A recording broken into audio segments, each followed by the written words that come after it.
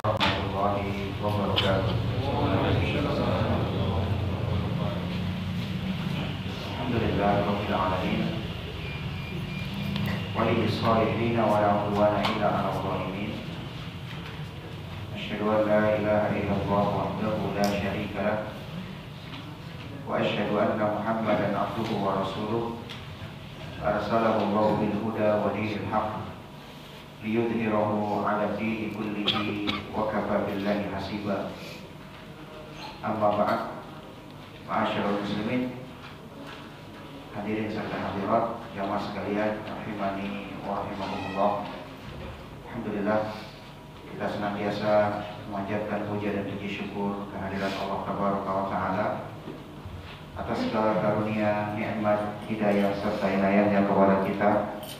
Alhamdulillah, pada kesempatan pagi yang berbahagia ini Allah mempertemukan kita kembali di Mushola Sholat, dan insya Allah kita akan mengkaji sebuah kajian tematik yang berjudul Kunci Bahagia di Ujung Usia.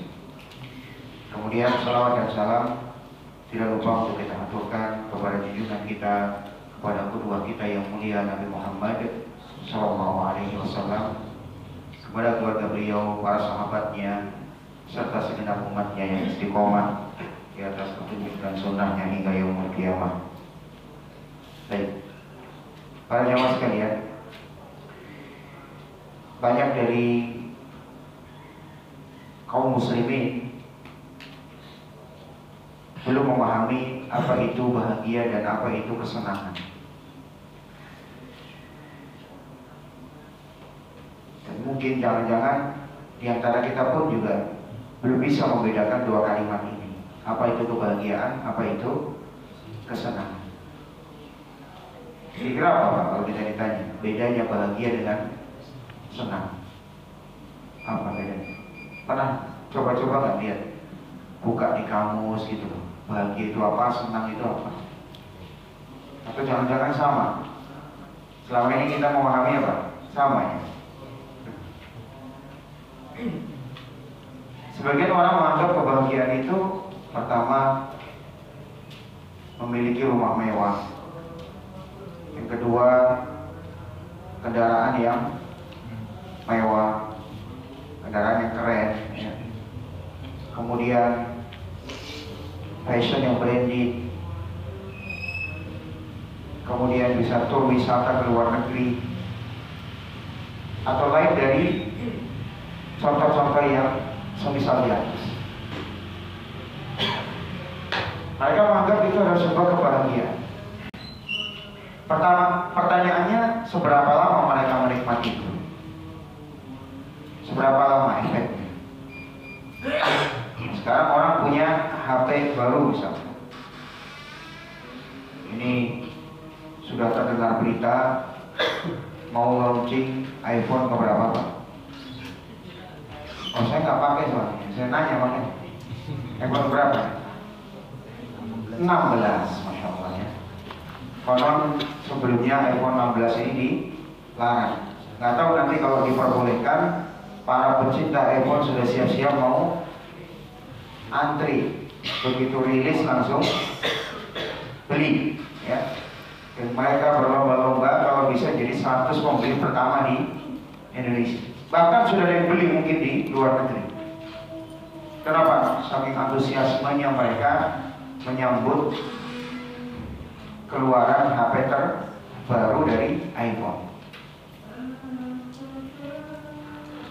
Lalu pertanyaannya, kalau mereka sudah dapat HP itu dengan harga yang mungkin juga lumayan ya, bagi sebagian orang ya, itu cukup lumayan harganya ya. Setelah mereka dapat itu, susah payah, setelah inden dan seterusnya, kira-kira berapa lama? Kira-kira berapa lama dia akan merasakan kesenangan dari mendapatkan HP itu? 2 minggu? Masih ya? 3 minggu? Setahun? Oh, sudah ada keluaran yang baru. Jangankan sampai setahun, mungkin baru sampai 3 bulan saja sudah mulai merasa bosan, atau mungkin sudah mulai sembarangan ditaruhnya. Ada yang mungkin sudah ditaruhnya di bawah keranjang, ya, mungkin nanti naruhnya di tempat baju, ya, lupa saja. Karena dia pun juga mengikuti tren HP terbaru lain dari merek lain, kan gitu. Terus seperti itu nggak ada habis. Nah pertanyaannya, apakah ini disebut kebahagiaan? Jawabannya enggak. Punya rumah baru, kira-kira punya rumah baru pertama kali, baru seminggu punya rumah baru, dengan sudah 10 tahun punya rumah baru, rasanya sama nggak? Sama nggak? Sama ya? Oh, ganti terus di rumahnya ya, di-upgrade terus ya. Sama nggak ibu? Ini sepi, gimana ya? Karena hujan ya, ini baru pada datang. Tentunya nggak sama. Kenapa? Yaitu tadi, itulah yang disebut dengan kesenangan. Beda dengan kebahagiaan. Sekarang ada orang, misalkan kita saksikan dia kurang mampu, mungkin dia mengungut sampah di pinggir jalan. Kemudian kita beli belanjaan atau apa ya, kita beli oleh-oleh, kita kasihkan ke orang ini, dan orang ini bahagia ketika menerima pemberian kita. Senang nggak? Kita rasanya senang nggak sih? Pertanyaannya, kesenangan dengan kita mendapatkan iPhone terbaru, dengan kesenangan dengan kita setelah memberi orang yang nggak mampu, kemudian dia merasa senang kita kasih, itu kira-kira lebih awet mana kesenangannya? Jawab, jujur. Beneran? Nggak salah. Kalau memberinya iPhone gimana? Katanya mau beli gitu. Baik, justru malah nggak pakai ya. Memberi, betul. Nah ini yang disebut dengan kebahagiaan. Kesenangan itu seringnya hanya bersifat sementara. Orang sekarang menyebutnya efek dopamin, hanya sementara saja. Sementara kalau kebahagiaan itu lebih bersifat permanen, lebih bersifat lama. Oleh karena itu dalam Al-Quran, ketika Allah menyebut kehidupan dunia, Allah sebut kesenangan atau kebahagiaan? Kesenangan. Ketika Allah berbicara nikmat dunia, apa kata Allah? Wa mal hayatud dunya illa mata'ul ghurur. Dan kehidupan dunia ini tidak lain adalah kesenangan yang menipu. Perhatikan, Allah menyebut kenikmatan dunia itu kesenangan yang menipu. Allah tidak menyebut dengan kebahagiaan, tidak. Berbeda ketika Allah menyebut amal soleh. Berbeda ketika apa? Allah menyebut amal soleh. Dalam Al-Quran, Allah Subhanahu wa Ta'ala berfirman, "Man 'amila sholihan min dzakarin aw untha wa huwa mu'min falanuhyiyannahu hayatan thayyibah." Perhatikan firman Allah di sini, "Man 'amila sholihan", barang siapa beramal soleh, baik laki-laki maupun perempuan. Apa kata Allah buat dari amal soleh tadi? Falanuhyiyannahu hayatan thayyibah. Sungguh kami akan memberikan kepada dia kebahagiaan di dunia dan di akhirat. Nah, kalau perhatikan, ketika berbicara amal soleh, Allah menyebutnya apa? Kebahagiaan. Allah menyebut apa? Kebahagiaan. Jadi beda antara kesenangan dengan kebahagiaan. Tadi di surah An-Nahl ayat 97. Jadi kenikmatan dunia seperti rumah, kendaraan, makanan, fashion yang branded dan seterusnya, itu Allah menyebutnya kesenangan. Sementara amal soleh apapun itu, entah itu sholat, zakat, puasa, haji, berderma, ya, membantu kebutuhan orang, menyenangkan orang lain, itu Allah menyebut apa? hayatan thayyibah, kehidupan yang bahagia. Nah sekarang pertanyaannya, yang mau kita cari apa di dunia ini sebelum Allah wafatkan kita? Namanya juga kajiannya kunci bahagia di ujung usia. Nah kita mau nyari apa sebelum kita wafat? Jadi kalau lihat kajian ini ya seolah-olah ini kajian buat para generasi-generasi yang sudah sepuh ya. Padahal enggak juga. Kita semuanya yang hadir di sini sedang di ujung usia semua. Bukan nakut-nakut, emang benar. Karena kita nggak ada yang bisa pastikan berapa umur kita, nggak ada. Itu rahasia Allah di Lauh Mahfuz. Sehingga semua kita ya sama-sama sedang ngantri untuk menunggu dan menjemput ajal kita masing-masing. Sehingga kita semuanya sekarang berada di ujung usia. Nah apa yang mau kita cari di ujung usia kita? Kesenangan atau kebahagiaan? Sepakat dulu. Kesenangan apa ya? Kebahagiaan. Nah kalau kebahagiaan maka ikuti aturan Allah Subhanahu wa Ta'ala. Sebab Allah punya aturan, kalau mau bahagia, falanuhyiyannahu hayatan thayyibah. Kami akan berikan kehidupan bahagia, kata Allah, dengan apa? Man amila sholihan. Siapa yang beramal saleh. Jadi beramal saleh, maka itu kunci kebahagiaan kita. Nah, nanti kalau kita berbicara amal saleh banyak sekali amal saleh ya, sesuai secara umum. Namun di sini ada beberapa hal yang itu bagian dari amal saleh, namun menjadi salah satu kunci dari kebahagiaan kita sampai di ujung usia kita. Apa diantaranya? Langsung kita masuk ke poin pertama para jamaah, yaitu tips pertama kunci kebahagiaan adalah senantiasa berpikir atau menulis hal-hal yang patut kita syukuri hari ini. Perhatikan, kita senantiasa berpikir atau menulis tentang apa yang bisa kita syukuri hari ini. Kalau bisa jangan cuma dipikir ya, lebih bagus lagi ditulis. Sebagaimana kita ada di majelis taklim mencatat, kita pun juga terkadang perlu punya buku catatan apa yang bisa kita syukuri hari ini. Sebab nikmat Allah itu banyak kan? Nikmat Allah itu banyak. Wa in ta'uddu ni'matallahi la tuhsuha, kata Allah di surah Ibrahim ayat 34. Dan jika kamu menghitung-hitung nikmat Allah, niscaya kamu gak akan mampu menghitungnya. Luar biasa. Kita gak akan mampu alias mustahil untuk bisa menghitung semua nikmat Allah atas kita. Namun tetap Allah perintahkan kita apa?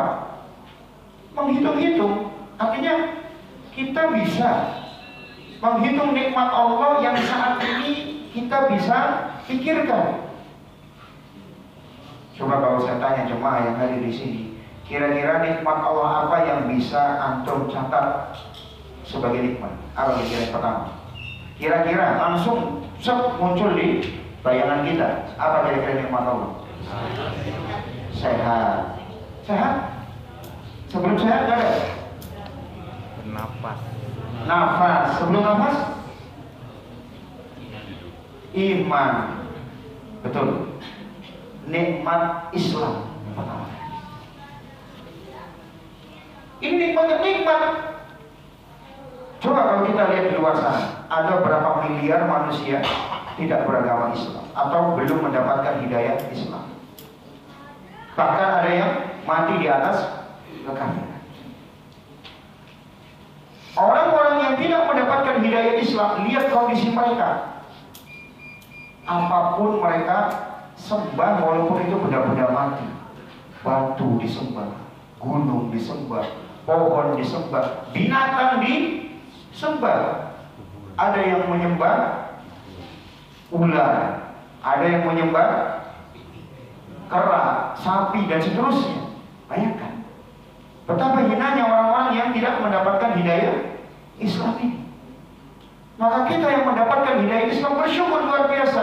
Lebih bersyukur lagi kita tetap bisa bertahan, mempertahankan nikmat Islam ini sampai mati. Wala tamutunna illa wa antum muslimun. Maka jangan mati kecuali dalam keadaan muslim.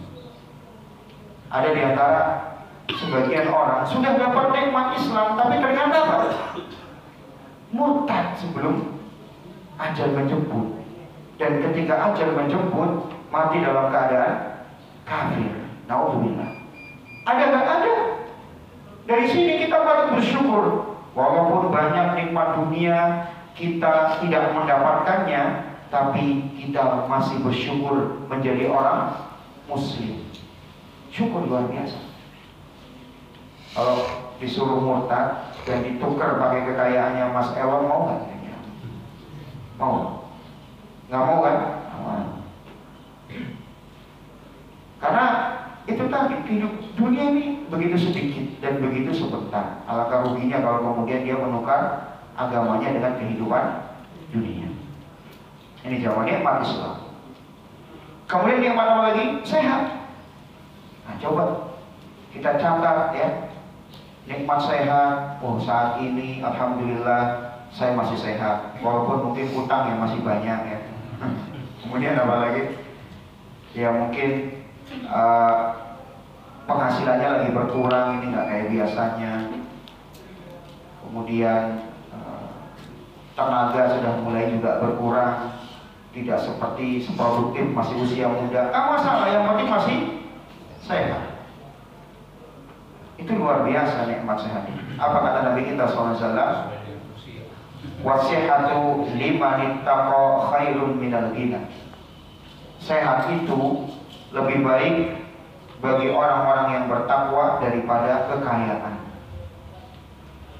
Ya, kalau ditukar kita dengan orang yang kaya raya tapi stroke, mau nggak? Nggak mau. Hebat kan nikmat kesehatan itu, luar biasa. Makanya kadang kita kalau ketemu itu pertama kali bilang apa? Sehat Pak? Ya kan, sehat Bu? Kan jarang ya dari kita masih Islam Pak. Sehat pertama kali yang ditanya. Karena memang nikmat sehat ini lebih besar daripada nikmat kaya. Makanya nggak ada yang nanya, Pak masih kaya Pak? Ada nggak yang nanya? Nggak ada. Sehat kan? Nggak ada orang ini. Ngejek apa yang nanya kayak gini? Sehat lah. Kalau nanya sehat nggak masalah. Jadi kalau nanya masih kaya apa nggak? Masih miskin Pak? Enggak ada. Nanyanya ya masih sehat Pak? Karena luar biasa. Ya Pak.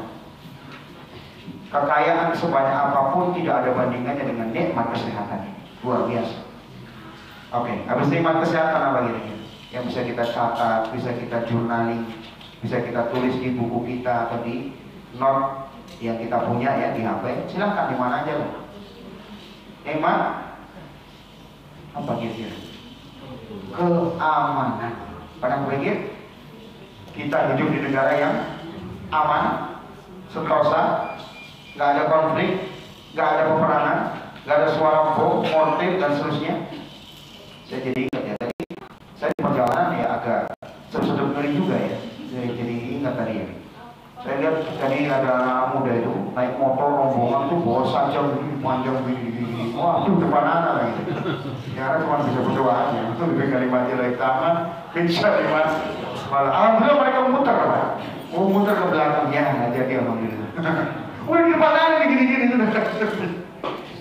Apa faedah kita dapatkan? Nikmat keamanan. Kalau aman itu luar biasa. Tapi secara umum ya negara kita masih aman.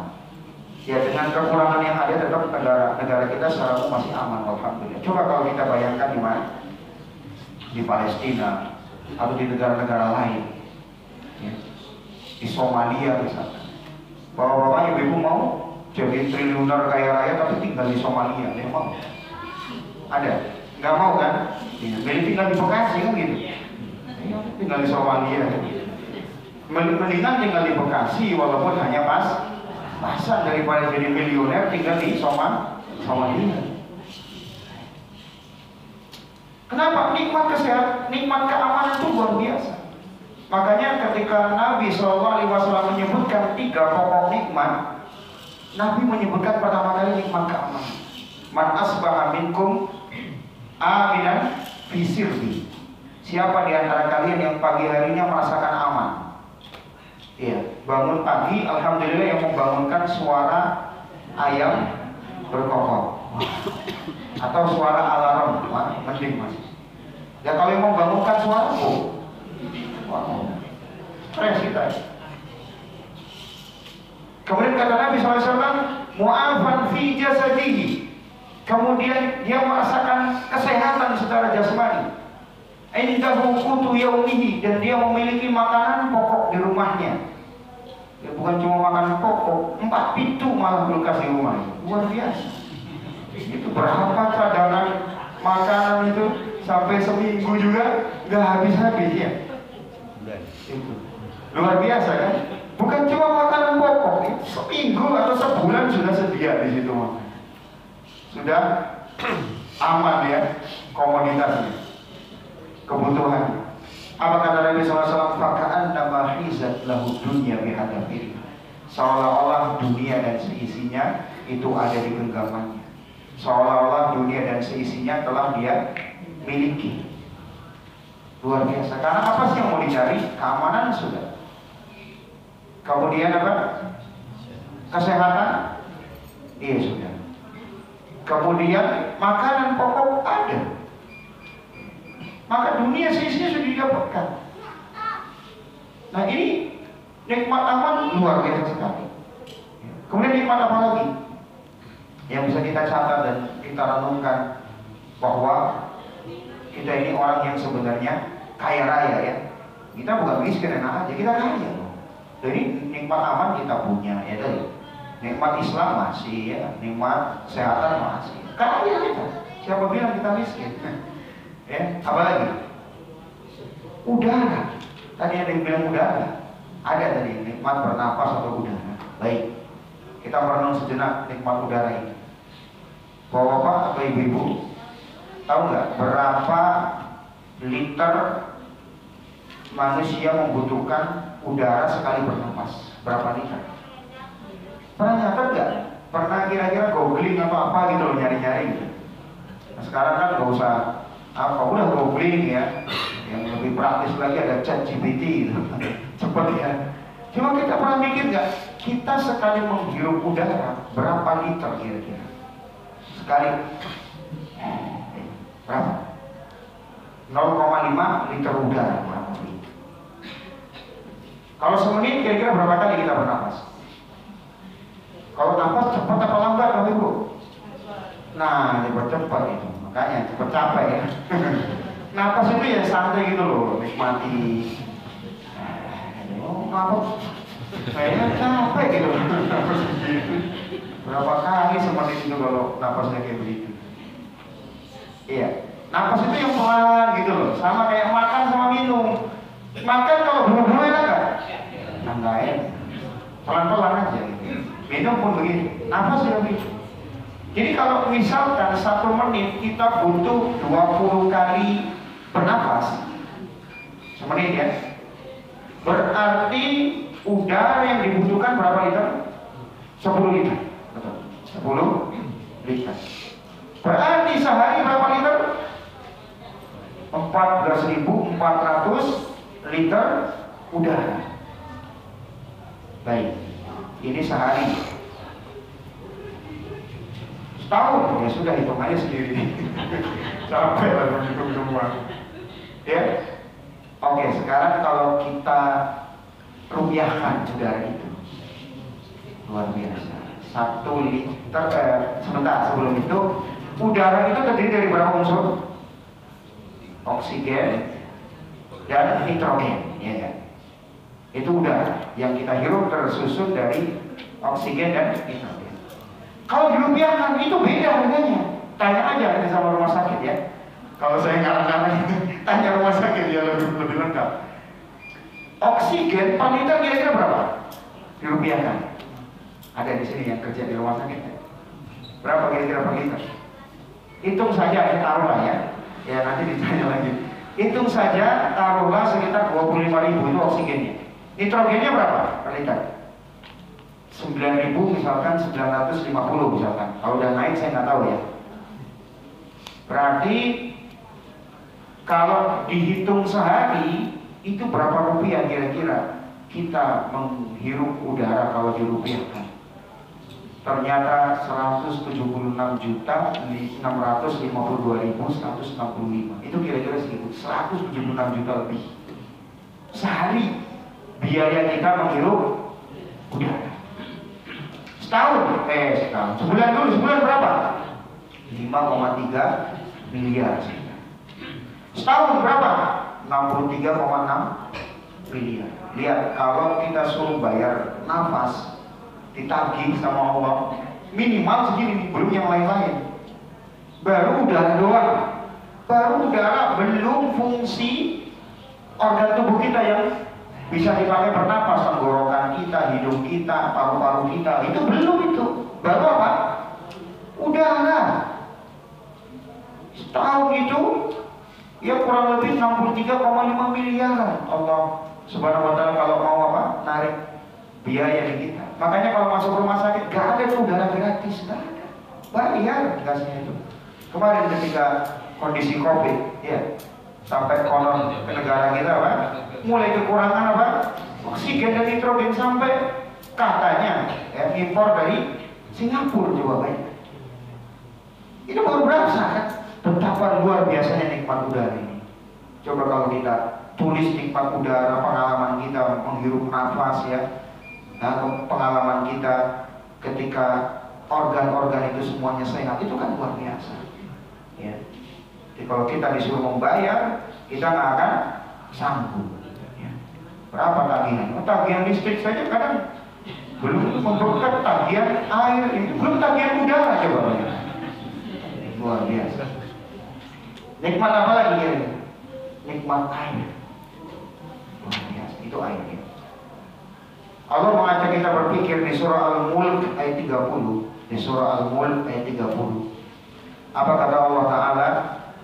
Qul ara'aitum in asbaha ma'ukum ghawra faman ya'tikum bima'in ma'in.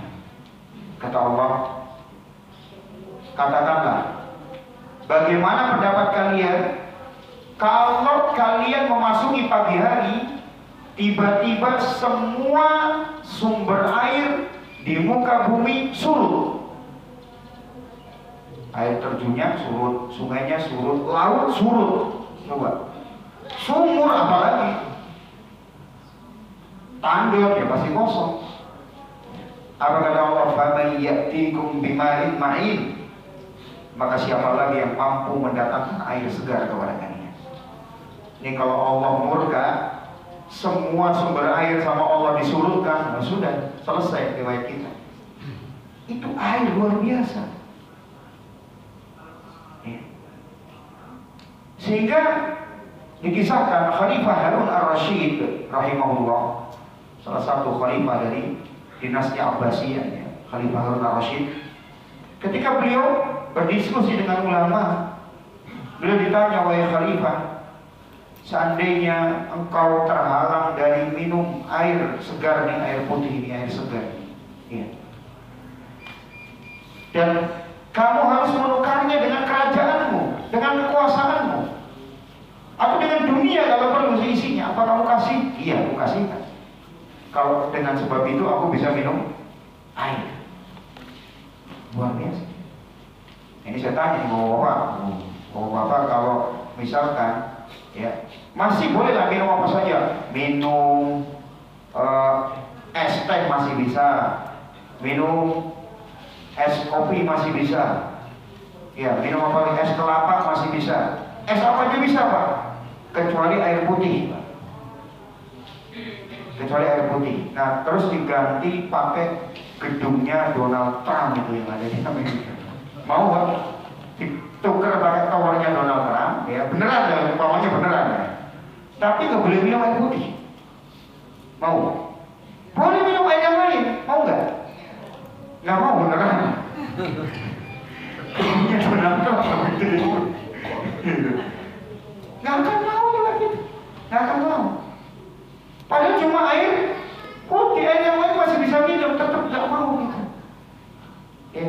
Kenapa? Itu tadi, nikmat itu semuanya gak ada apa-apanya dengan nikmat air. Ya. Kemudian apa lagi coba yang bisa kita jadikan bahan berpikir dari nikmat Allah? Nikmat tidur, luar biasa. Ada tadi malam yang gak bisa tidur, Pak, Bu? Ada insomnia gak tahu gitu? Saya doa, mudah-mudahan Pak Allah kasih kesembuhan. Tidur jam berapa tadi, Pak? Kok ya masih ada yang ngantuk nih? Tidur jam berapa, Pak? Hah? Jam 3? Oh, Masya Allah, tadi urusan itu malam ya. Masih jam mulai ya. Luar biasa, tiga baru tidur ya. Nonton bola. Saya tadi malam terus terang jam 1 baru bisa tidur. Terus terang. Ya ada aja lah pokoknya. Ya, baru bisa tidur jam segitu. Ya, bangun-bangun tadi kurang lebih jam 4:04 ya. Nah itu sebenarnya udah lumayan ya, agak mepet juga dari waktunya. Karena subuh kan lebih cepat ya tadi ya, makanya gitu. Nah, luar biasa itu nikmat tidur. Ada saya punya teman zaman. Dulu saya ingat dulu kita sama-sama sering di masjid bareng gitu ya. Jadi salah satu keluhan dia itu insomnia. Insomnia. Jadi kalau malam itu nggak bisa tidur atau susah tidur. Jadi dia kayak gini ya, kayak tiduran gitu, tapi nggak tidur sih. Marah gitu, tapi nggak tidur. Nah ketika pagi sudah itu mulai itu pegel-pegel badannya gitu ya, dia pijit-pijit kepalanya gitu ya, kemudian jarinya itu ditusuk-tusuk pakai apa?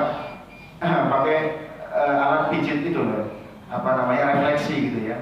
Itu ditusuk-tusuk sendiri gitu telapak kakinya. Ya benar-benar menyakitkan lah itu ya. Orang nggak bisa tidur dan banyak penyakit-penyakit pun muncul gara-gara nggak bisa tidur. Makanya apa kata Ibnu Qayyim tentang fungsi tidur? Ibnu Qayyim menyebutkan sekurang-kurangnya 2 fungsi tidur, belum yang lain-lain. Ini yang pokoknya aja. Apa fungsi yang pertama? Menenangkan dan mengistirahatkan tubuh. Apa kata Allah di surah An-Naba ayat ke-9? Wa ja'alna naumakum subata. Dan kami jadikan tidurmu sebagai istirahat. Ya silakan, masing-masing aja tidurnya berapa lama, yang penting tetap bisa subuhan gitu aja ya. Terserah, ada yang mungkin, oh saya 3 jam udah cukup Ustaz. Oh saya mesti 5 jam Ustaz. Oh ya silakan diatur aja tidurnya. Yang penting subuh. Bisa berjamaah buat bapak-bapak yang terbangun. Atau kalaupun enggak ya bisa sholat malam, itu lebih bagus lagi gitu ya. Lebih bagus lagi sepertiga malam udah bangun. Ada teman saya, alhamdulillah nggak ada keluhan tidur. Saya tanya tidur jam berapa Pak? Alhamdulillah saya jam 9 saat udah tidur, tapi jam 2 udah bangun. Itu taufik luar biasa. Dan udah seger, nggak ngantuk lagi. Itu luar biasa. Makanya di zaman sekarang banyak masalahnya orang itu tidur. Dan jangan remehkan, orang nggak bisa tidur itu apa? Bisa kena macam-macam penyakit mental, kejiwaan. Itu gara-gara nggak bisa tidur. Makanya luar biasa kalau nikmat tidur itu, mengistirahatkan badan. Yang kedua kata Ibnu Qayyim, menyempurnakan proses pencernaan makanan yang sudah masuk ke tubuh. Kapan dicerna? Ketika tidur. Konon katanya ya Allah alam, dari jam 11 sampai jam 1 itu proses apa? Pencernaan makanan. Di situ panas tubuh keluar, orang lagi tidur, panas tubuh kita keluar, kemudian makanan mulai dicerna. Ya, makanya luar biasa ya, kalau orang nggak bisa tidur gimana menderitanya. Ada sebagian jemaah, ya saya punya teman juga, beliau punya pangkat lah lumayan ya di institusinya. Saya nggak sebutkan institusinya apa, tapi yang jelas dia sudah punya pangkat lah di institusinya. Ya, karena kita ngobrol, ya. Dan saya tanya, berapa lama Pak tidur tadi malam? Sebentar banget, 1,5 jam doang tadi malam tidur. Iya, coba bayangkan. Sehingga kalau di BT biasanya telepon, ada waktu kosong nggak? Ngopi yuk katanya. Iya ngopi. Jadi karena itu tadi, kadang BT ya, sekali-kali dia ngajak ngobrol, ngajak makan kadang-kadang gitu ya. Gitu. Jadi seperti itu. Apa namanya? Waktu tidurnya pun sebentar. Kenapa? Kesibukannya banyak. Ya.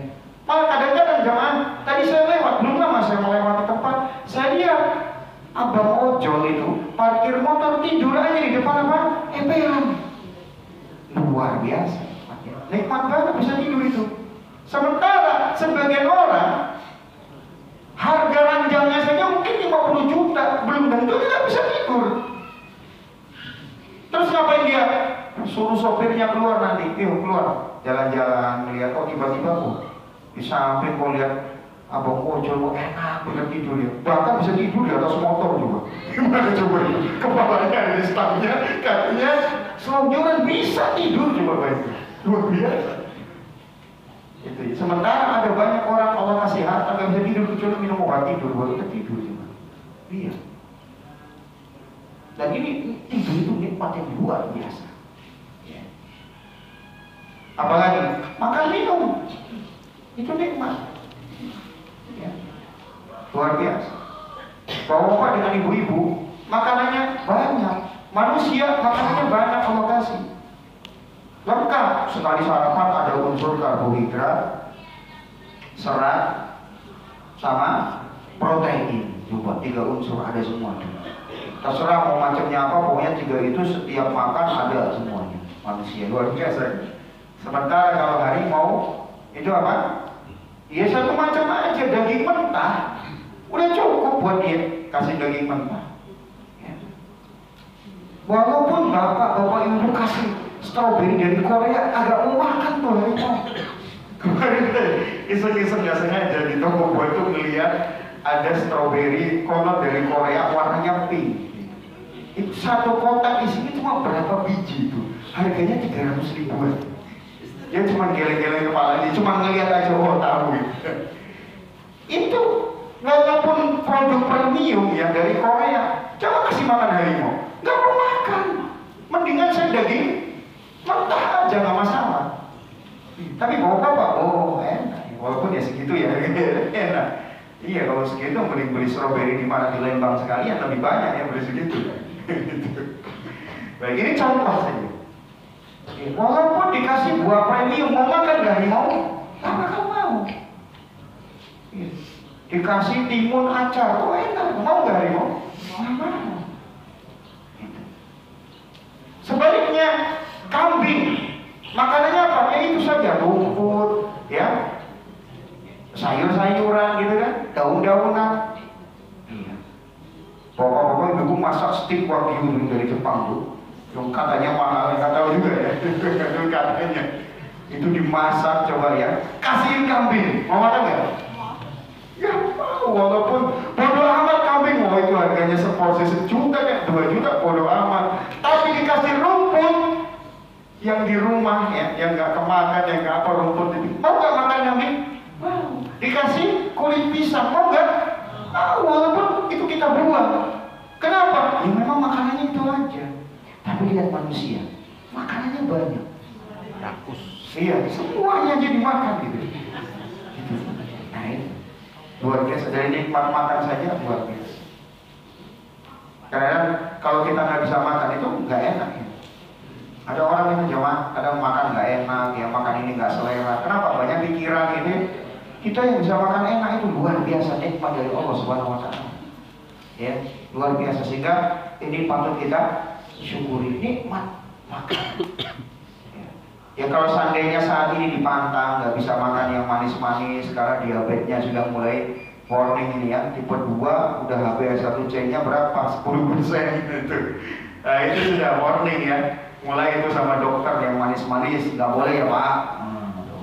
Tapi selama ini coba menikmati manis sudah berapa tahun? Nah, sudah banyak kan menikmati manis-manis. Cuma dipantang sebagian, tapi sebagian lain masih bisa makan bayam, mungkin masih aman ya. Yang lain-lain masih aman. Ya ada beberapa yang mungkin sudah mulai dipantang. Itu enggak. Itu sifatnya apa? Hanya sebagian. Tapi sebelumnya kan sering makan yang manis-manis ya, kan gitu. Nah jadi seperti itu ya Mas. Ya penyakit-penyakit yang lain juga mungkin semacam itu sudah mulai dipantang, dikurangi. Tapi pada intinya berapa tahun kita menikmati makanan itu sebelum akhirnya dipantang. Ini nikmat luar biasa. Allah nyatakan dalam Al-Quran, wa asbagha alaikum ni'amahu zahiratan wa batinah. Allah telah menyempurnakan nikmat kalian, nikmat yang Allah berikan kepada kalian, nikmat lahir maupun nikmat batin. yang nampak itu, belum yang nggak nampak. Dan Allah ingatkan lagi, fabi ayyi ala rabbikuma tukadziban. Maka nikmat Tuhanmu mana lagi yang kamu dustakan? Allah ulangi ayat ini di surah Ar-Rahman berkali-kali. Nikmat Tuhanmu mana lagi yang kamu dustakan? Iya. Makanya kalau kita mau jurnali, mau kita nulis sendiri nikmat dan pengalaman kita dengan nikmat itu, Pak, itu menyenangkan, Pak. Makanya kalau ada apa-apa, Pak, Ibu ya, lagi bosan, coba deh nulis aja di buku gitu. Ya, atau kalau punya HP, tulis di HP juga nggak apa-apa. Apa sih nikmat Allah hari ini yang membuat saya berkesan, membuat saya bersyukur luar biasa. Tulis, kalau jangan cuma dipikir. Ditulis, dipikir ya bagus, tapi ditulis lebih bagus. Kita punya tulisan khusus. Iya. Makanya biasanya kalau saya pribadi ya Bapak Ibu, biasanya kalau nulis nikmat itu ya biasanya pas kepikiran gini aja, oh diminta kajian tematik, nah itu baru mikir kira-kira apa ya, oh nikmat ini nih yang lagi saya rasakan ini gini, saya lagi merasa ada perasaan ini, nah ini biasanya saya buat materi kajian, biasanya begitu. Jadi seperti itu jawaban kalian ya. Nah kenapa nikmat begitu banyak kok kita susah bahagia? Itu tadi, kita kurang menghitung nikmat Allah, kita kurang berpikir dan tafakur. Sehingga faktor yang sering merenggut kebahagiaan kita adalah melupakan nikmat yang ada dan memikirkan yang gak ada. Makanya ada salah seorang syekh yang menulis sebuah buku ya, ketika dia menyimpulkan salah satu faktor yang merenggut kebahagiaan kita, bahkan sampai mati, itu sampai ujung usia, gara-gara apa? Kata beliau, tatafakkaru fil mafqud wala tashkuru fil mawjud. Engkau memusingkan sesuatu yang tidak ada, namun tidak mensyukuri sesuatu yang ada. Banyak orang depresi, stres, salah satu faktornya ini, salah satu yang nggak semuanya, salah satunya ini, memikirkan yang ada, tapi yang ada lupa mensyukuri. Makanya biasanya kalau psikolog atau yang lain-lain ya, cara praktis mereka itu kalau ngajak orang yang lagi mulai depresi, mulai apa, itu salah satunya jurnaling begini, salah satunya. Coba setiap hari Bapak kaji deh, tulis ya, apa hal-hal yang patut saya syukuri hari ini yang masih kita miliki.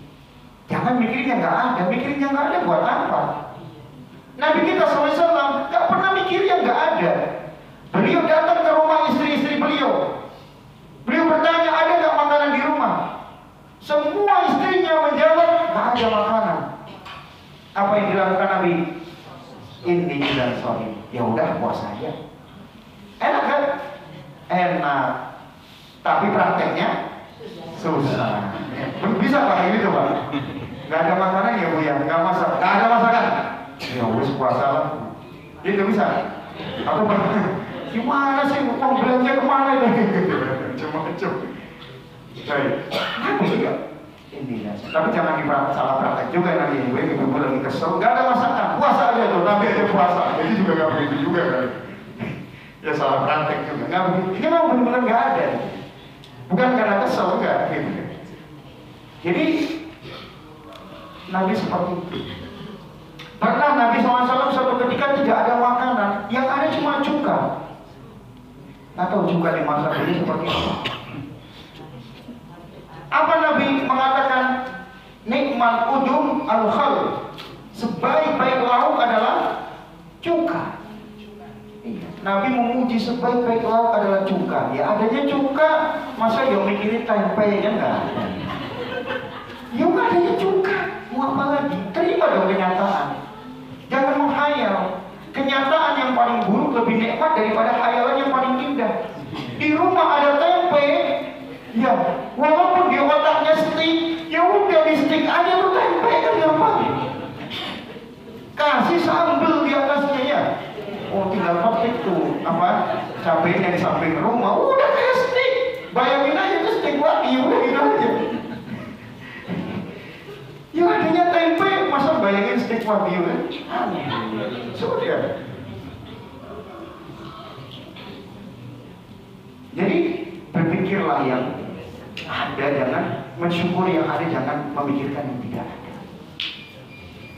Nabi SAW mempraktekkan yang semacam itu, dan itu kunci kebahagiaan jemaah sekalian. Ya sudah, terimalah kenyataannya ada semacam itu, ya mau gimana lagi. Dan banyak dari kita ternyata susah untuk bahagia, ya itu salah satu faktor mikirinnya nggak ada terus, ya. Bahwa bapak ya dulu pernah misalkan punya istri gitu ya, istrinya mungkin dia sangat senang, sangat dia cintai, tiba-tiba bapak duluan pak istrinya, nikah lagi bapak ya dengan istri yang lain ya, ternyata beda tuh sih. Oh beda banget sama yang dulu. Beda rasa. Rasa banget gini-gini ya Allah. Beda rasa. Ya adanya itu pak, mau gimana? Disyukuri. Ya mau gimana? Coba dong lihat sisi baiknya. Oke, ya gimana ya cerewet gitu. Oke pak cerewet, taruhlah itu misalkan sisi yang kekurangannya. Tapi sisi positifnya ada nggak yang lain? Kata Nabi SAW, la yafruqu mu'minun mu'minah in kariha minha khuluqan radiya minha akhar. Janganlah seorang mukmin menghinakan istrinya. Iya, kalau kita mukmin jangan suka cari-cari keburukan istri kita doang. Cari nilai istimewanya yang lain apa? Kalau satu barang yang kita nggak suka, mungkin barang yang lain ada. Ya caranya kita, tapi yang masakannya enak sih. Ya habis itu hilang lah sudah keselnya. Nah itu kan, ya caranya kita, tapi apa? Ya bersih-bersih kamarnya bagus. Ya, bukan berarti ini membenarkan caranya, enggak ya, bukan. Tapi kita pandai melihat sisi lain, sisi positifnya yang lain apa gitu. Iya. Ya coba kita pandai melihat sisi kelebihannya, bukan cuma kekurangannya. Ya istri juga itu. Ya suami yang ada sekarang seperti ini ya sudah.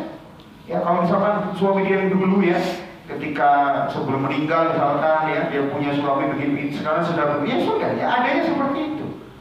Adanya seperti itu. Yang ada itulah yang patut kita syukur. Ya. Dan kita pandai-pandailah mencatat, menulis, memikirkan, merenungi nikmat apa saja yang saat ini kita punya. Dan kalau kadang-kadang kita komparasikan dengan nikmat orang lain, kita bandingkan. Kadang-kadang kita punya nikmat yang nggak dimiliki orang. Oke, memang tetangga saya oke lah dia kaya raya, boleh lah. Koleksi mobilnya, koleksi rumahnya kalah lah saya. Tapi coba lihat sisi lain. Oh, tapi alhamdulillah ya. Meskipun saudara kita ini sedekahnya banyak, tapi satu sisi dia majelis taklimnya kurang sering hadir. Kalau saya alhamdulillah masih bisa sering hadir majelis. Nah bukan berarti kita membanggakan diri, enggak, kita nggak boleh merasa lebih baik dari orang lain, jangan. Tapi kita ngambil sisi kelebihan yang kita punya, yang orang lain nggak punya, supaya kita bersyukur. Itu bukan untuk membandingkan, bukan. Ya, kadang kita kan merasa, aduh gimana ya, bapak ini mau sedekahnya banyak, saya nggak. Ya nggak apa-apa, ada sisi lain yang kita punya kelebihan. Ya, Ibnu Abbas punya kelebihan yang tidak dimiliki Khalid bin Walid radhiyallahu anhu. Ibnu Abbas Allah kasihkan apa? Ilmu berupa tafsir Al-Quran. Tapi Khalid bin Walid punya kelebihan yang tidak dimiliki Ibnu Abbas. Apa? Beliau panglima jihad, panglima perang, jagonya strategi perang kalau sudah di medan perang. Tapi dua-duanya sama-sama hebat. Kenapa? Punya masing-masing punya potensi dan kelebihan sendiri dan mereka bersyukur. Ibnu Abbas nggak pernah iri sama Khalid bin Walid. Enak ya dari Khalid ya. Kenapa? Jadi panglima perang gitu loh, menang terus kalau perang. Oh enggak juga. Khalid juga nggak pernah berhayal enak ya jadi Ibnu Abbas ya. Kenapa? Oh, alim dia dalam bidang tafsir. Ya memang masing-masing punya kelebihan sendiri. Ya, dan semuanya manfaat buat umat. Ibnu Abbas manfaat buat umat, Khalid bin Walid juga manfaat buat umat. Di situ pandai-pandailah kita menggali potensi kita di mana. Nah, kalau perlu nyata, alhamdulillah saya punya kelebihan di bidang ini. Oke, manfaatkan yang terbaik buat kaum muslimin. Apa yang bisa saya beri manfaat buat orang lain dengan nikmat yang saya punya. Baik, ini yang pertama ya, Mas. Yaitu tips pertama tadi, ya, kunci pertama ya, memikirkan nikmat-nikmat Allah, mensyukuri nikmat-nikmat Allah dan mencatat ya nikmat yang Allah berikan kepada kita pada hari ini. Apa nikmat yang bisa kita syukuri hari ini? Ya. Jangan memikirkan sesuatu yang tidak ada di hadapan kita. Yang kedua, jangan. Tips kedua, fokus dengan aktivitas hari ini, bukan dengan masa lalu atau masa depan. Fokusnya itu maksudnya bukan berarti nggak boleh memikirkan masa lalu, boleh sekedar untuk ikhraq. Dan boleh memikirkan masa depan sekedar untuk merancang, tapi bukan terlalu dipikir. Yang lebih kita fokuskan itu hari ini. Hari ini. Sekarang bapak-bapak, ibu-ibu fokusnya lagi apa hari ini? Taklim. Betul, kalau sudah taklim. Ibu-ibu fokus juga taklim. Jangan lagi taklim, fokus ya bahas masalah kuliner ya, itu gimana? Bapak-bapak lagi taklim, kok fokusnya apa? Pikirin bisnis. Nanti dong, ini lagi taklim. Nanti kalau lagi bisnis fokus. Jangan dibalik-balik, lagi di kantor apa? Mikiri yang lain. Ya, komunikasi sama orang gak jelas padahal lagi di kantor. Ya, kebalik-balik kita, serba kebalik-balik. Gak pernah fokus di pekerjaan yang saat ini dijalankan. Apa kata Al-Hasan Al-Basri rahimahullah? Beliau mengatakan ad-dunya salah satu ayyam. Dunia itu hanya ada 3 hari saja. 3 hari. Apa itu? Amma amsi faqad dhahaba bima fi. Adapun yang kemarin itu sudah lewat. Yang sudah lalu-lalu sudah dong. Berusahalah move on, kata Nasir. Berusaha. Udah lalu mau gimana? Emang ada pintu kembali ke masa lalu? Itu cuma ada di film Doraemon. Ada pintu kembali ke masa lalu. Kemudian kata Al-Hasan Al-Basri, amma ghadun fala'allaka la tudriku. Hari yang kedua adalah hari esok. Bisa jadi kamu belum tentu hidup sampai hari esok.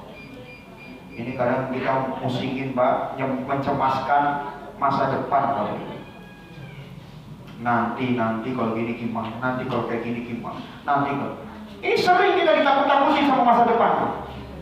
Kemarin waktu mau masuk tahun 2023, surat gelap tahun 2023. Nyatanya ya masih, alhamdulillah ya, masih aman ya Bapak. Masih, ekonomi juga masih aman ya. Takut-takut lagi 2024 nanti banyak terjadi ini, ya oke lah. Mulai sih ada beberapa kelihatan, tapi nggak begitu signifikan. Masih bagus daya belinya masyarakat. Ya ada kurang-kurang ya masih bagus. Buktinya pembelian lipstik yang nambah terus ya ibu-ibu ya. Katanya ada yang riset pembelian lipstik ini nambah terus ini sama skincare. Gitu ya. Jadi ya Masya Allah masih ada daya beli masyarakat kita. Oh kita takut lagi 2025 nanti begini gelap. Banyak terjadi ini wah. Terus takut-takutin nggak ada habis. Makanya jangan terlalu apa? Sibuk dengan informasi di sosmed. Ini bikin kita cemas dengan masa depan. Ada sebagian orang ya, anak masih TK sudah bingung mikir biaya kuliah. Oh iya nanti, lihat info-info di sosmed nanti tahun 2000. Ya kira-kira kalau saya punya anak nih ya, ini berarti kalau saya baru lahir sekarang anak baru TK, berarti mau kuliah berapa tahun lagi? Kira-kira 2030 misalnya, atau 2035 misalnya. Oh berarti nanti ada berita 2035 biaya kuliah menembus angka 300 juta. Udah mulai pusing, udah mulai cemas, kena lambungnya tuh gitu. Cemas terus gimana tuh? Semua dicemasi, ya? Semua dicemasi. Lo daripada ente mikirin biaya kuliah, itu SPPTK-nya udah dibayar belum? Yang sekarang gak dipikir, yang pikir jauh-jauh ke depan. Lo SPPTK-nya saja masih nunggak. SPP SD-nya yang sekarang masih nunggak. Mikirin biaya kuliah, sekarang dulu dong ini. Maka yang hari yang ketiga kata Al-Hasan Al-Basri, amal yaum laka fa'mal fihi. Adapun hari ini itulah yang milikmu, maka manfaatkanlah hari ini. Gitu. Apa kata Syekh Abdurrahman bin Nasir As-Sa'di rahimahullah, beliau punya kitab namanya Wasailul Mufidah lil Hayatis Sa'idah, sarana-sarana menuju kehidupan bahagia. Ini luar biasa ya. Buku ini juga sering dikaji oleh para ustaz kita, luar biasa ya. Karena memang itu berisi kunci-kunci kebahagiaan, luar biasa. Beliau mengatakan di situ salah satu perkara yang dapat menterapi kesedihan dan kecemasan. Kesedihan itu biasanya masa lalu ya. Kecemasan itu masa depan. Orang itu hidup kalau nggak sedih gara-gara masa lalu, cemas gara-gara apa? Masa depan. Ya kita semua pasti pernah mengalami. Kita manusia. Pernah sedih di masa lalu, ya. Cemas juga kadang-kadang memikirkan masa. Ya manusiawi masih, tapi ya jangan berkelanjutan terus. Ya jangan sampai hubungi dokter ya. Jangan bisa. Gitu ya. Kalau mau hubungi dokter ya hubungi dokter, nggak masalah. Ya. Apa salah satu terapi kesedihan dan kecemasan? Menghimpun seluruh konsentrasi untuk fokus untuk aktivitas hari ini. Ini kata beliau, Syekh Abdurrahman bin Nasir As-Sa'di. Konsentrasi kita kumpulkan buat hari ini, supaya nggak apa? Nggak sedih mendalam dan nggak terlalu cemas. Dan ini selaras dengan perkataan salah seorang sahabat yang bernama Abdullah bin Umar atau Ibnu Umar radhiyallahu anhuma. Beliau mengatakan, "Idza amsayta fala tantadhiris sabah." Kalau kamu masuk waktu pagi atau waktu sore, maka bersegeralah beramal, jangan menunggu waktu pagi. Yang sore ini bisa saya lakukan apa? Nggak usah mikirin besok terlalu cemas. Sekarang saya bisa lakuin apa? Lakuin. Sebaliknya kata beliau, "Idza asbahta fala tantadhiril masa." Kalau kamu masuk waktu pagi, beramal di waktu pagi, urusin urusan pagimu, jangan mencemaskan urusan sore hari. Ya boleh sih ditata, boleh disusun, diceklis ini yang mau saya kerjakan hari ini, nggak masalah, tapi tetap fokus dulu yang prioritas dulu. Ini luar biasa. Lagi kerja di kantor, ya fokus dong kerja di kantor. Bahwa kalau kerja di kantor, ya jangan, bahasa orang sekarang, terdistraksi, jangan sampai terhalang, terdistraksi dengan urusan lain. Lagi kerja di kantor, lihat notifikasi, berita politik, ya berita sepak bola, ya. Nah, jadi fokus di kantor. Ya, ibu-ibu juga seperti itu. Lagi fokus ya ngurusi anak, ya sudah, fokus ya ngurusi anak. Ya, jangan juga sibuk yang lain, akhirnya malah keliling-keliling ke rumah tetangga, anaknya ditinggal ini, nggak jelas. Jadi fokus dengan aktivitasnya. Jangan sampai sibuk dengan sosmed sampai lupa apa? Sampai lupa pekerjaan yang saat ini kita lakukan. Banyak orang itu nggak fokus dengan pekerjaan, malah ke yang lain-lain fokusnya. Iya, lagi ibadah, ya fokus dengan ibadah itu. Contoh, lagi sholat, fokus sholat, ya. Lagi i'tikaf, ya fokuslah i'tikaf. Jangan dibalik-balik, ya. Lagi apa tuh ya namanya? Lagi i'tikaf, kepikiran kuota haji, gitu ya. Udah telepon sana sini, gimana nih om? I'tikafnya nggak khusyuk ya. Ya boleh sih dia nunggu info haji, ya pasti boleh. Tapi jangan terlalu apa? Berlebihan. Udah kalau rezekinya berangkat, kok tenang aja. Mohon sama Allah. Udah lagi i'tikaf aja. Ini i'tikaf cari info terus. Ya nggak sampai baca Quran ketika i'tikafnya malah apa?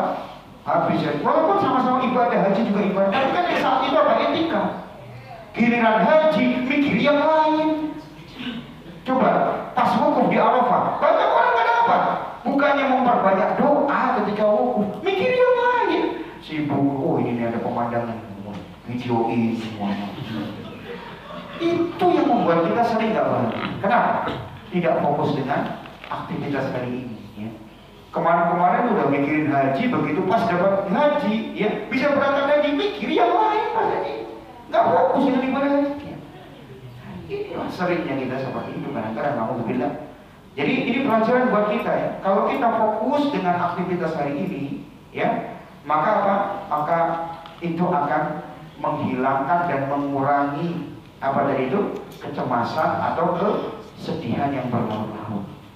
Ya, makanya doanya Nabi SAW apa yang beliau baca ketika pagi dan petang dalam sebuah riwayat, Allahumma inni a'udzubika minal hammi wal hazan. Dari ham, ya ham itu ya kayak kecemasan gitu.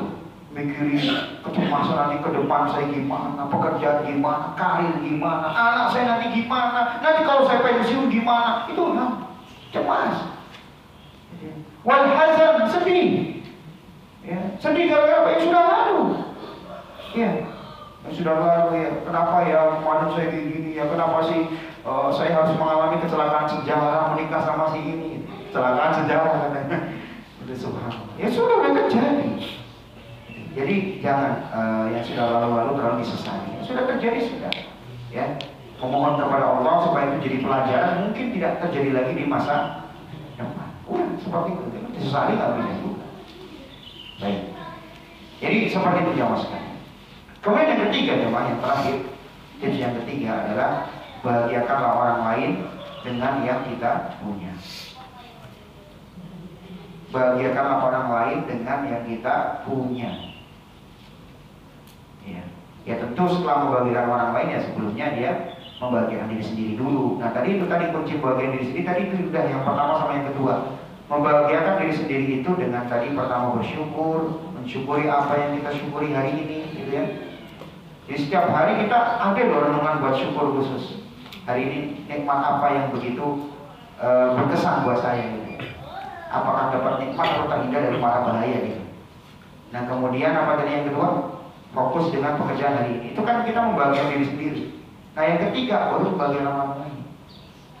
Jadi jangan sampai kita membahagiakan orang lain, kita sendiri nggak bahagia, gimana? Salah satu tuntutan yang ada di masa sekarang itu tuntutan ingin membahagiakan orang lain, sehingga muncul yang di masa-masa sekarang ada namanya generasi apa? Sandwich. Apa generasi sandwich itu apa? Hah? Apa generasi sandwich? Apa? Hah? Ini ngerti mungkin biasanya muda-muda. Apa generasi sandwich tahu nggak? Itu tadi. Dia dituntut bagaimana membahagiakan orang lain, tapi diri sendiri nggak terpikirkan. Oke dia wah kerja keras memenuhi itu bagus sih membantu orang. Tapi apakah dia bahagia dengan diri sendiri nggak? Diri sendiri sudah dibahagiakan belum? Karena dalam pepatah Arab ada istilah faqidu syai' la yu'ti. Orang yang nggak punya nggak bisa memberi. Gimana dia membahagiakan orang lain, dia sendiri nggak bisa membahagiakan diri dia sendiri. Nggak ngerti cara dia membahagiakan diri sendiri, apalagi membahagiakan orang lain. Makanya yang ketiga, intinya salah satu faktor kebahagiaan adalah membahagiakan orang lain. Sebab kita punya kaidah dalam agama ini apa? Al-jazau min jinsil amal. Balasan itu sesuai dengan perbuatan, sesuai dengan amalan. Jika kita membahagiakan orang, maka Allah pun akan membahagiakan kita. Walaupun orang itu nggak membalasnya, nggak masalah. Yang penting Allah pasti membalas. Makanya apa kata Nabi kita Sallallahu Alaihi Wasallam di dalam riwayat At-Tabarani? Beliau Sallallahu Alaihi Wasallam mengatakan wa ahabbul a'mali ilallah sururun tudkhiluhu ala muslim. Bahwa amalan yang paling dicintai oleh Allah Subhanahu wa taala di antaranya apa? Sururun tudkhiluhu ala muslim. Yaitu engkau memasukkan kebahagiaan, membahagiakan orang lain. Membuat hati orang bahagia. Itu apa? Itu sebuah amal yang paling dicintai. Tapi ingat ya, membahagiakan orang ya tentu dengan perkara yang benar. Karena ada sebagian orang, kenapa kamu memperlihatkan aurat gitu ya? Ya nggak apa-apalah, ya saya sudah bahagia membahagiakan orang. Membahagiakan orang apa aja memperlihatkan aurat, membahagiakan orang. Ada sebagian orang yang jadi pelawak tapi lawakannya bohong. Ya kenapa kamu? Ya saya senang lah bisa membahagiakan orang. Ya tapi bohong kamu, lawakan kamu bohong gitu. Kamu membahagiakan orang, gimana membahagiakan orang dengan kebohongan? Yang nggak begitu juga membahagiakan orang maksudnya di sini apa? Dengan hal-hal yang tidak melanggar syariat. Contohnya apa? Contohnya senyuman. Ya. Contohnya lagi apa? Akhlak mulia, itu kan membahagiakan orang. Makanya apa kata Nabi kita SAW? Innakum la tas'aunan nas bi amwalikum walakin liyasa'hum minkum bastul wajhi wa husnul khuluq. Sesungguhnya kalian tidak bisa menarik hati manusia dengan harta kalian. Gak semua orang bisa kita bahagiakan dengan harta. Nah kalau orang kaya, Pak, kita kasih duit malah tersinggung. Apa-apa kamu kasih duit kan gitu. Justru apa? Orang kaya, kasih senyuman. Kalau lagi ngobrol, dengerin dia ngobrol, ya. Kemudian apa? Kalau dia lagi curhat, kita jadi pendengar yang baik. Oh, dia seneng banget. Habis itu apa? Yuk makan. Wah, gitu. Diajak makan di restoran. Ya kan gitu. Itu menyenangkan dia. Kenapa? Tidak semua orang harus kita senangkan dengan harta. Enggak semuanya. Minimal senyum. Kalau senyum semua orang senang. Tapi jangan senyum-senyum terus gitu ya. Itu juga salah. Dan senyum kepada orang yang gak berhak senyum juga gak boleh ya Pak. Jadi ya senyum maksudnya secara umum gitu sama muslim. Ya. Tapi nggak semua kita senyumin, enggak juga. Ya, ini secara umum saja. Jadi senyuman suka. Orang kaya kita kasih senyuman juga suka. Ya. Bahkan orang yang biasa-biasa aja kita kasih senyuman juga senang. Ada orang ngomong di depan kita ya Pak, kita nggak bisa kasih.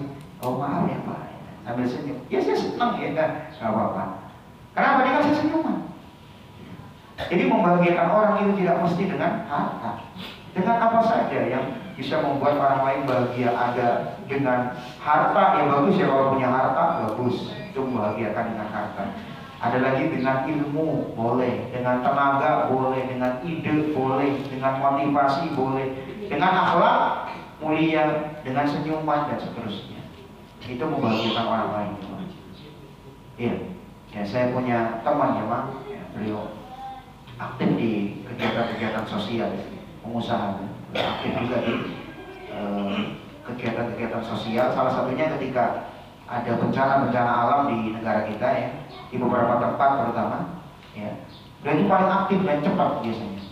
Nah kalau biasanya Pak ya, saya perhatikan kalau beliau itu nggak ada di majelis taklim gitu ya, itu saya bisa kira-kira kayaknya lagi keluar nih, lagi ada urusan sosial kayaknya di luar sama timnya biasanya.